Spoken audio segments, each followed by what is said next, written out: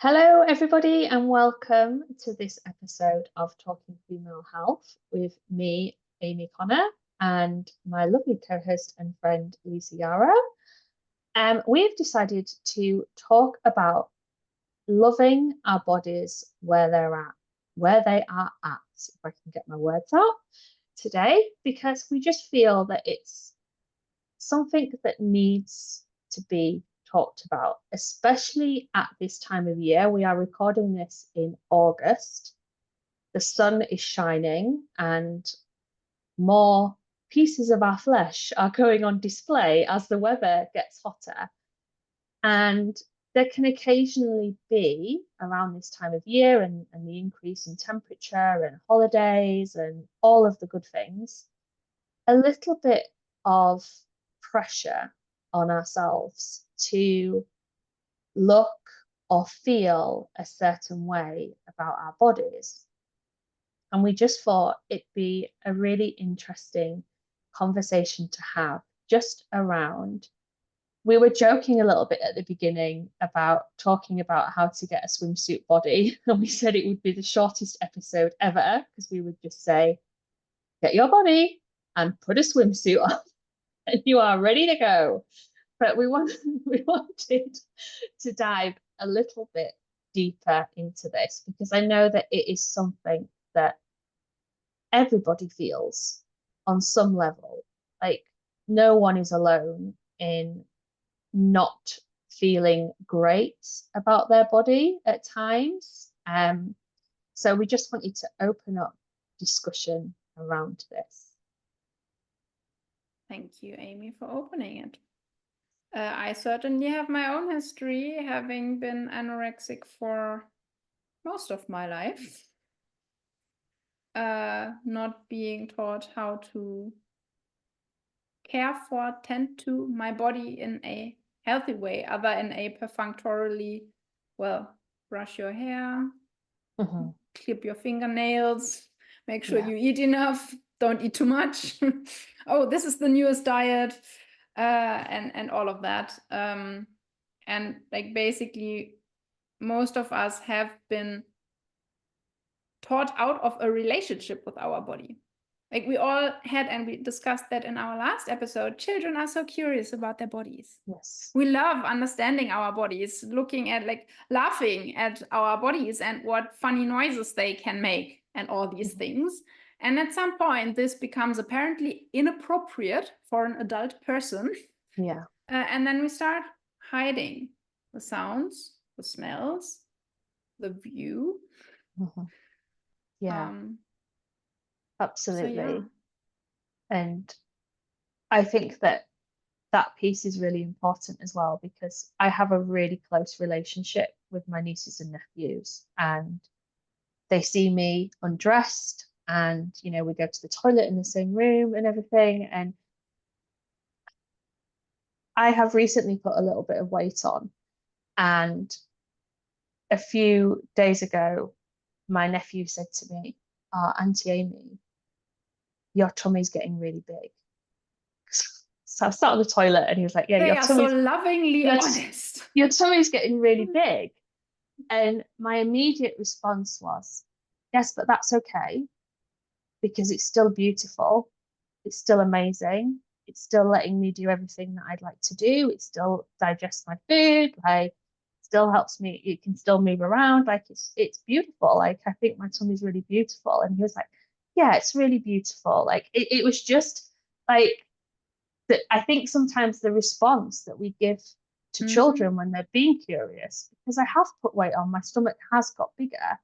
So he's just stating a clear, obvious observation for him. And I feel that the way we respond to that, because sometimes, you know, you can have the, oh, you don't say that, it's rude, or and then automatically that program is, oh, we can't talk about that, or, you know, we don't talk about fat people, or whatever it is that they are exploring. But we were just having a laugh with Lisa before we hit record, because I have put weight on, and I know that this is because I've gone through a few difficult months and I have exercised less and eaten more, and I have used food for comfort. But the funny thing about my stomach is that I have a vertical scar. So when I put weight on, it looks like a bum at the front. So we were like, which I find hilarious. Because this is my Thank you humor. so much for sharing this openly. I love it. I love you. and and this is one of the things that I shared with my nephew. I was like, oh look, because he does find my stomach fascinating anyway, because it's got scarring on it. So it's interesting for him. But like I could have a laugh with him and say, oh look, it does look a little bit like a bum. And I just think it's funny. But I know that previously I would have had a lot of resentment towards my stomach for being bigger. She's taking up more space, clothes are a little bit tighter, things don't look as good as they previously did, like clothing, outfits, whatever. And it really struck me a few days ago when I was going through this, how much I didn't care, because I know that what my body really needs right now is love and care and attention.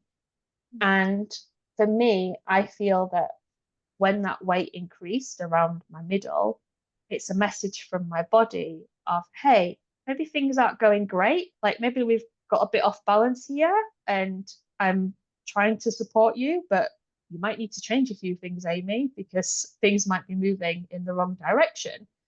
And from that place, I felt, right, okay, let's see what I can do. Like, let's get back to that connection with my stomach, with my body, with exercise, movement, all of the things. And I know that things are moving in the right direction. And I was actually talking to my husband about this, and I was saying, you know, previously I would have felt really ashamed. I maybe would have worn bigger clothes, would have made like felt like I had to excuse myself for being a bit bigger than I normally am. Because I will just say as well that I I count myself as fortunate, because I've never really carried a lot of weight. I am somebody that will get to a certain size and then I can lose it relatively quickly. But the narrative that I did give myself was, you're postmenopause now, Amy. It might be harder, and things might need, it might not work the way that it did before. And it's like, but that's okay. It'll take as long as it needs to take. And I am still going to go out this summer and put my shorts on and let the sun hit my skin. And I'm going to do all of the things. I know I've talked about this before. I have water fights with my nieces and nephews. I'm in my swimming costume. They don't care. Like, they genuinely do not care that I'm carrying a bit more weight. They just want to have fun. And that is what life should be about. Loving your body, having fun in your body, and really feeling this connection of, it's okay. I'm not going to literally carry you around like an extra burden, weighted burden of resentment and regret of all the things that have gone, like all of the things that I potentially did to build up to this. That is not how to approach it. And I'm sharing this because I have heard so many women, or should I say too many women, worrying about what they look like this summer. I had a mother. Every summer, Yeah, right? yeah, Like it's every the same every topic summer. all over again. Yeah. I have a mother, bless her, who is in her 60s now, and it's only in the last few years that she's had the confidence to wear shorts because she's got varicose veins. And I have said to her throughout my life, no one's looking at you like absolutely no one. is going to be looking at your varicose veins. Like it, and if they are, like, that's their problem. Like, you know, Yeah. and I remember like the times that we would go on holiday abroad and she would worry about being in a swimsuit. And I used to think, why? Like, why are you worried? And, you know, this wasn't the weight issue, it was the my legs look different to other people's issues. Yeah. And but everybody's legs look different. Mhm. Everybody is different to every other body.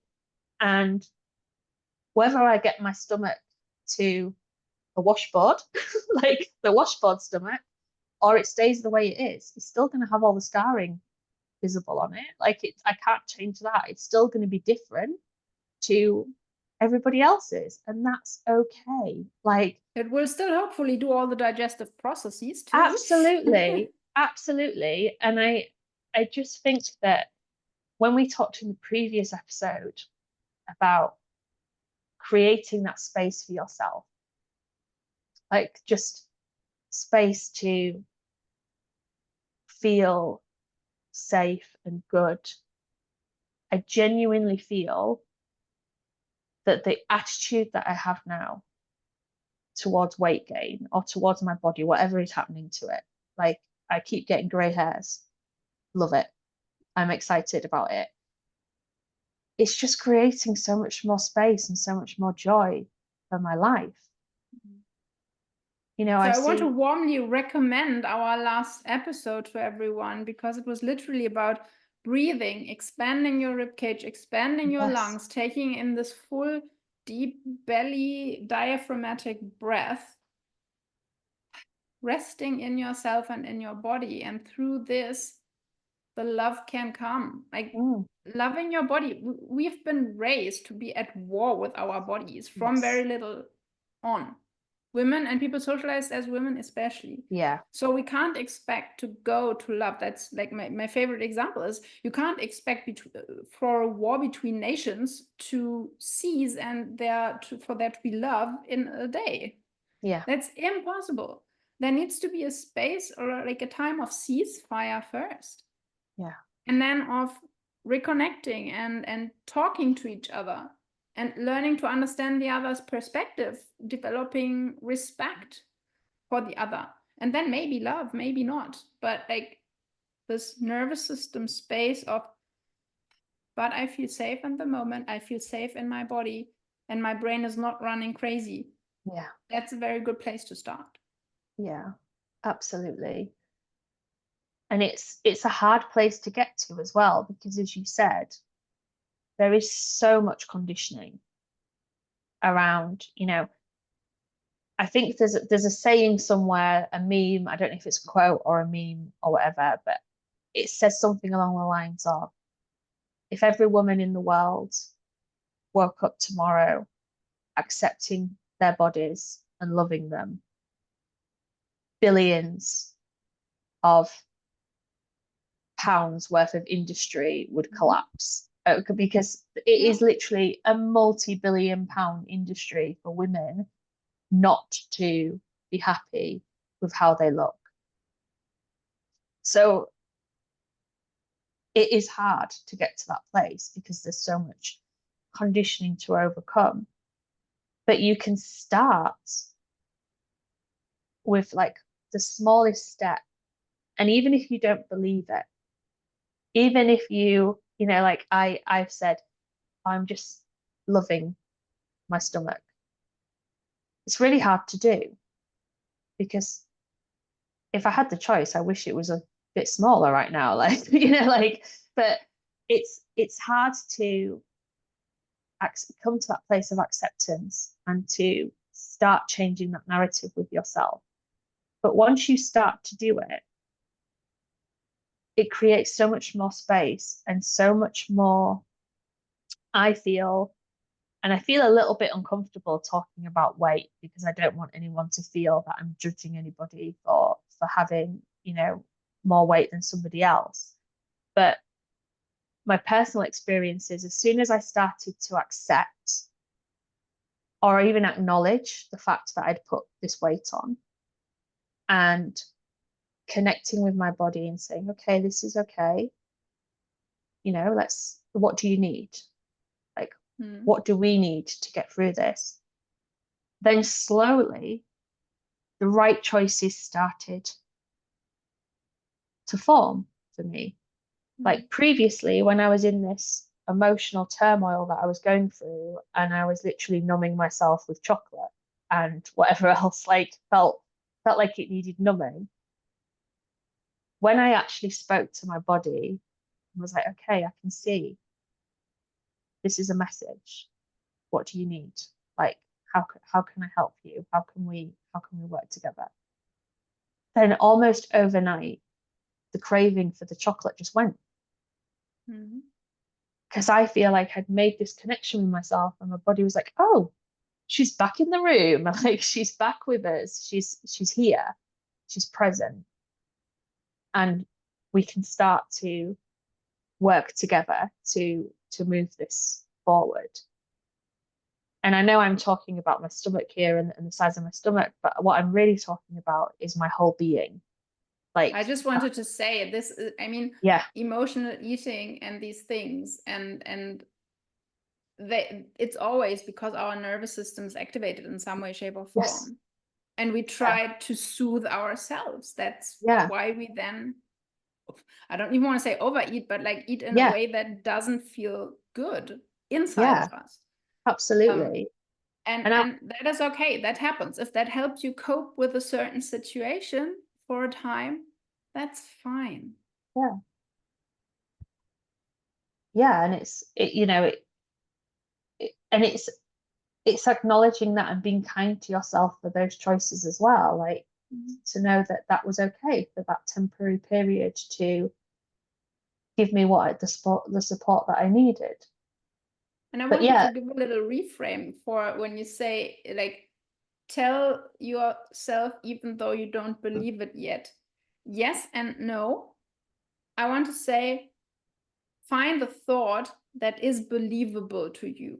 yes, yeah, Maybe I love my stomach is like, no, I don't. Like this immediate reaction. Then can it be, it is okay that my stomach is the way it is right now? Does that feel relaxing? Okay, then go with that yeah, thought and tell yourself that thing over and over and over again. And then at yeah, some point, try the I love my stomach again and yeah, see if there's a different charge. So always find the thought that at least is believable to you. You don't have to believe it yet, but find yeah. one where your system doesn't immediately rebel. I love that you phrased it like that, because that's gold. Yeah. And one of the things that really works for me is showing up for myself in the mirror. And I've deliberately we've got a we call them a full length mirror, and it's leant against the floor, so I can sit on the floor and see the the, the whole of my top half in the mirror. And I did this intentionally because previously my relationship with my vulva and my vagina has been very bad. So part of supporting myself in creating that relationship was literally seeing it in the mirror, because we all know if we haven't got a mirror, we're not seeing. So it was literally every day I sit, it's where I go to dry my hair, like I sit in front of the mirror, and just doing that every day has really helped to create a bond with myself. And doing that now and seeing my body and the way it's changed, and being able to fully look at it and know still the same body. Like, it's still done all these amazing things. It's still there for me, and it's okay. So I It doesn't feel, hold it against you. It will not yeah, judge you. absolutely. And a lot of the time, we can go to that place, like I mentioned before, of potentially wanting to hide away and not show that the part of us that we're not that comfortable about. Whereas for me, like, excuse me, the just the bit between me and my body in the mirror really, really helped because there's no one else there. There's just me. Occasionally the dog joins in, but like there's just me and the mirror, and there's no one judging. But yourself, because I yeah, just know that for many that will be already yes, such a major step. absolutely. Like Start with looking at your face in the mirror. yeah, You know? this is what I'm saying. Like start how it feels good for you. If you if it is just with starting with your face or whatever it is, then we just want to show what's possible. yeah, find yourself a practice. I guess it's a practice of acceptance for me. And it's taken, like, don't get me wrong, it's taken me a long time to build up to that. But you can find something that works for you, even if it is just placing your hand on the part of your body that, or you know what I'm saying, it's a specific body part, you know, just for an example, just creating connection and acknowledging it. Like I think accepting it can be a big step, but acknowledging it could be the start towards getting there. Yeah, and in terms of practice, I must say that for me, cycle awareness has been the game changer in my own life. And with cycle awareness, I don't necessarily mean the menstrual cycle. I do happen to have one still, but it could just as well be being aware of the daily cycle, being aware of the monthly moon cycle. So whatever it is, but just sitting with my body every day and inquiring, so where are you at? Like, how much energy do you have on a scale of 1 to 10? How is your mental capacity? Do you feel more dreamy, more communicative, more focused, more clear? How do you feel in terms of mood? Like what's going on for you? And just checking in every day is also a sense of, yeah, and it's okay. This is how I am today. And that's okay. And tomorrow will be different because we are never the same, not even 1 minute to the next. And that is how I started making peace with my body, because I viscerally felt these rhythms that were going on and that are going on. And that I could then connect back to, oh, okay, I used to feel like often before your menstruation, we tend to, a lot of us tend to feel bloated, ugh, maybe having more critical thoughts than at other times during the cycle. And then just being able to notice, oh, wait, I'm in that phase of my cycle. So these things are naturally coming up now. That is okay. And just because I feel bloated doesn't mean I have to reduce my food intake or raise my my sports, which is something like we tend to go to the extremes. Like something's not the way I wanted to, either reduce the calories or put on more exercise. And I knew then, and I know now, that I don't have to do any of this. I literally don't have to change a single thing in how I go through my day. I just have to wait for a few days and everything will have shifted. And so instead of going into these crazy thoughts, they still come up and I don't have to follow them because I know they are not true. I have, through experience, learned that it's okay to simply trust my body and like you go, okay, I feel today. Yeah. What do I need? How can I support myself? It is okay that I feel, not to make it go away, but simply like, this is how I feel. So what would bring me joy today, for example? Yeah, absolutely. absolutely. And just being aware of that. And that reduces stress, that reduces tension, and that reduces literally a lot of symptoms. Because less, like, stress aggravates any sort of symptoms you have in your body when your nervous system is activated. And that again helps a breath, a simple breath that creates the space and the distance to the thought, so that you can then choose to not follow it if you don't want to, or to choose something different. And Yeah. for me, I realized this the first time when I was on a walk and I walked across a bench where there was a couple sitting there. And she was talking about, I've lost 5 kilos in the last 2 months or so due to stress.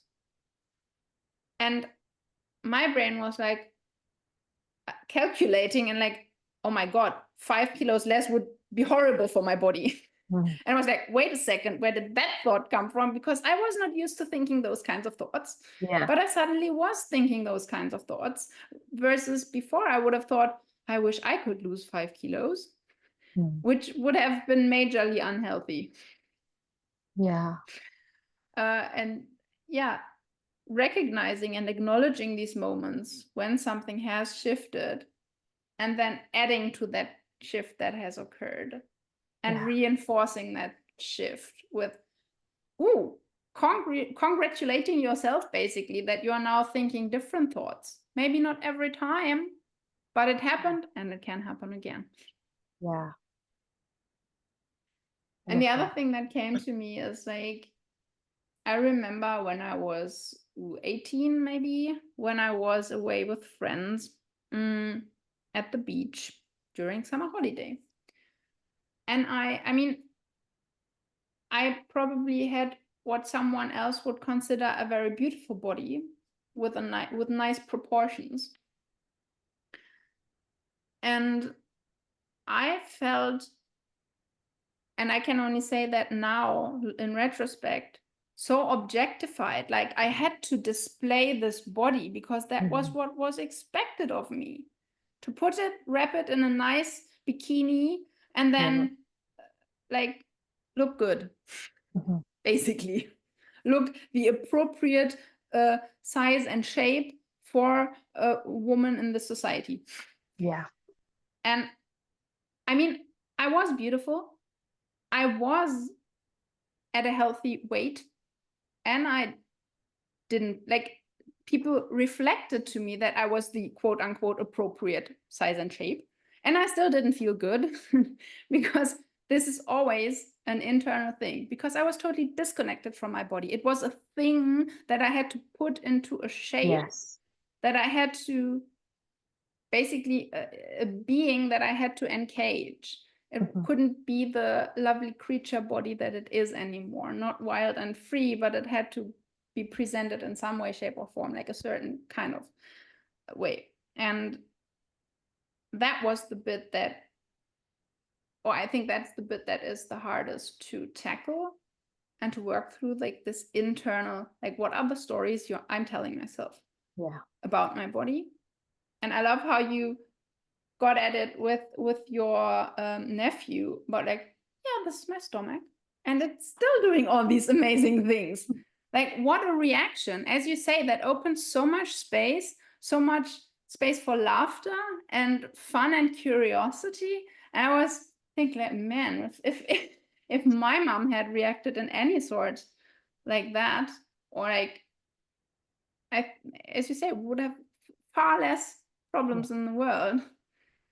And we uniting our energy, all the energy that is currently going to worrying about how we look, or if we are, I mean, the health industry can be similarly distorted. Like what healthy is or isn't, and what a healthy body should look like or doesn't look like. And if we could just be in better relationship with our body. Again, that is the foundation for peace between nations, is having a relationship, being in relationship. And relationships aren't easy. No. That is normal. They are a work in progress, and they will always be. There is never going to be a moment where it's all done and dusted and settled. Yeah, absolutely. So let's approach it from this perspective, loving your body where it's at. Yeah. 100%. Can you let yourself be the way you are? Can you let your partner be the way you are? Can you let your children be the way they are? Well, okay, there are times when you need to put up boundaries, but we're not talking about those right now. No, yeah. Yeah, it's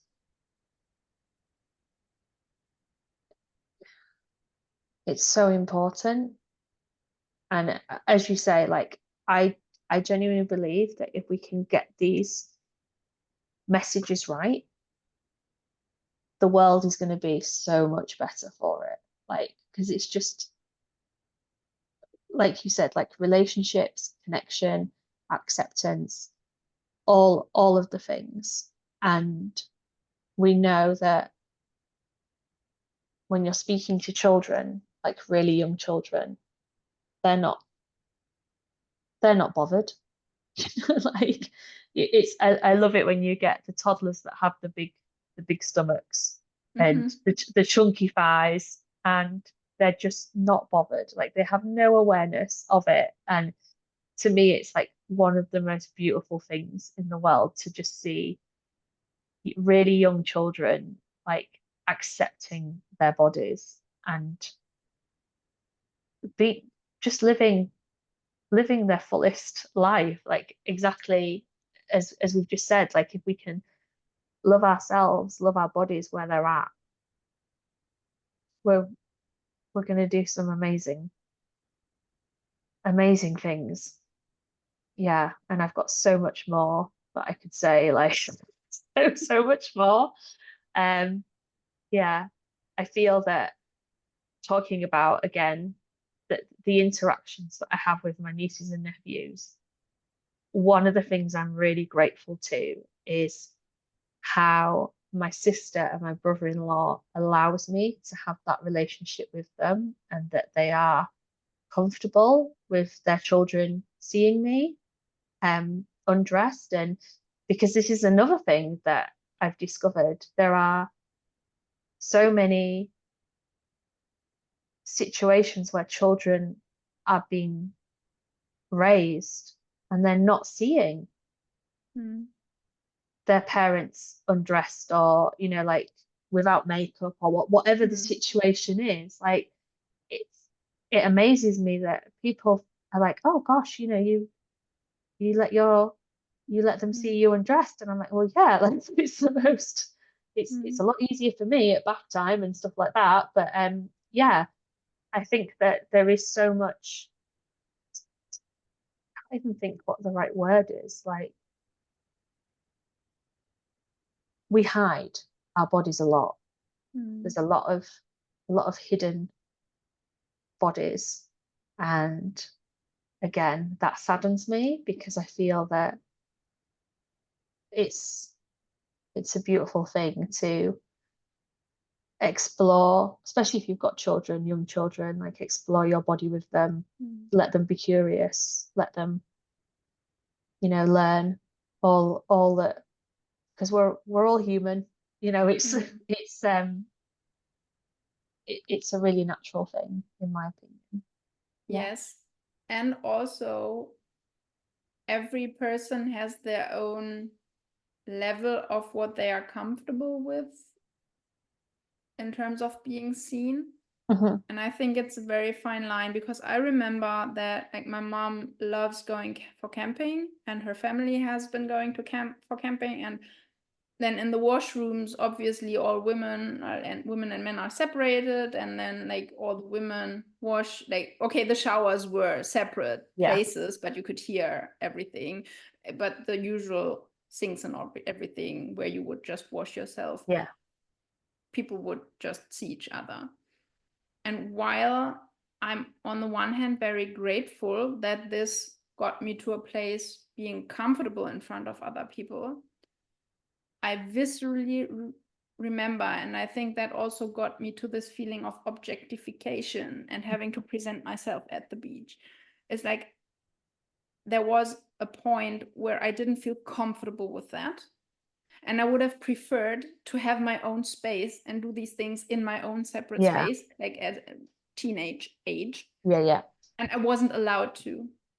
And literally, my mom took the keys of our bathroom away from me Mhm. because it was inappropriate to lock your bathroom door. Yeah. And Yeah. like that is like the other extreme. where Yes. you are Yeah. forced to present yourself in ways that you are actually uncomfortable with. And I understand that, especially for parents, that will be really tricky to catch Yeah. this moment. But also, like, Absolutely. Yeah. if the child wants their boundaries, Yeah.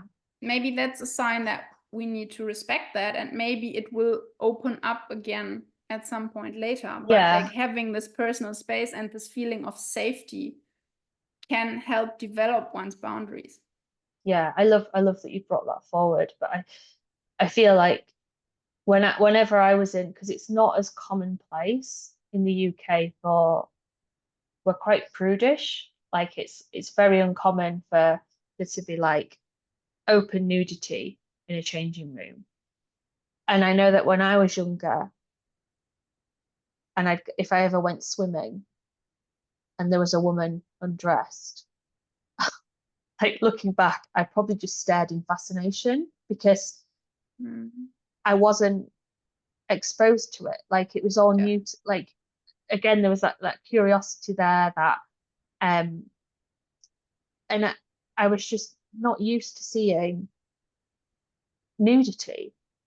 And then I think potentially that led to me feeling a lot of shame around my body and it's As you say, you're taught to yeah, hide it, so there must be yeah, something wrong if I have to hide exactly. it. Yeah, yeah. And just having those messages of what's normal. Like Yeah. I know what my body looks like, but is this normal? Mm-hmm. Does everybody look like this? Does everybody, like and I think that it is about getting the balance, and it's really interesting to have these conversations because everybody has different experiences around it. Um, yeah, Yeah, it yeah, was really interesting when I got together with my now husband, and like for us to be naked in front of each other was not a problem, but I noticed that their family treats things very differently to how my mom handled things. My mom was very open yeah, and would just like even now when we visit and sleep over at hers, like and she has like this little night thing on, then she goes out with that and yeah, then she changes, and yeah, if there is someone present, then that's their problem basically. uh, and like she will not show herself naked in front of my husband, for example, yeah, but yeah, like yeah, she doesn't have a problem with just wearing very little yeah, while dressing or redressing. And in his family, it's always like things happen behind closed doors. yeah, So yeah, it's also really very dependent on how you grow up yeah, and how comfortable you feel with it. yeah, Yeah. yeah, But it's a lovely way to look at like how are other people being in relationship or not relationship with their body, and yeah, what ideas can I take from them to like be in a better relationship with my own body. yeah. And we don't all do things the same way. Yeah. We can all be in relationship with our bodies in our own individual ways, and that's the beauty of life, like just being able to have options and different ways of doing things. And But as you say, through this curiosity and seeing how other people do it, I can then decide what's for me and what isn't. yes, So it's important that we absolutely. have these conversations. Yeah, yeah. And I've really enjoyed this one. Yeah.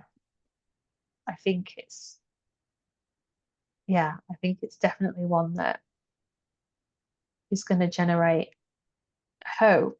Like the listeners are going to potentially extend the conversation with their friends and family and just open up those conversations because it's it needs to be spread. We need to spread the conversation and start Dear the listener, let us know what yes, has come yeah, through for you.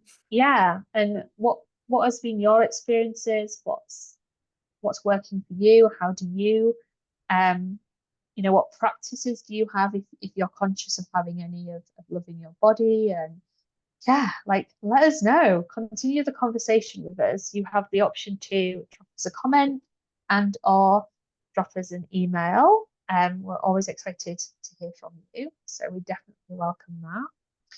And yeah, thank you for taking time out of your day to be with us for this episode. If you haven't already, we would really appreciate it if you would subscribe and like and just help us reach more people that way. And if there's anybody you know who you think needs to listen to this episode or would enjoy it, then please share it. And yeah, is there anything you would like to say, Lisa, before we sign off? Just reinforcing the thank you for taking the time to ponder this important topic with us and for yourself. And we hope that it is going to ripple out into your own life, into your family, your community, and the wider world. Yeah, beautiful. Okay, so thank you for your time today, and we will catch you in the next episode. Bye. Bye.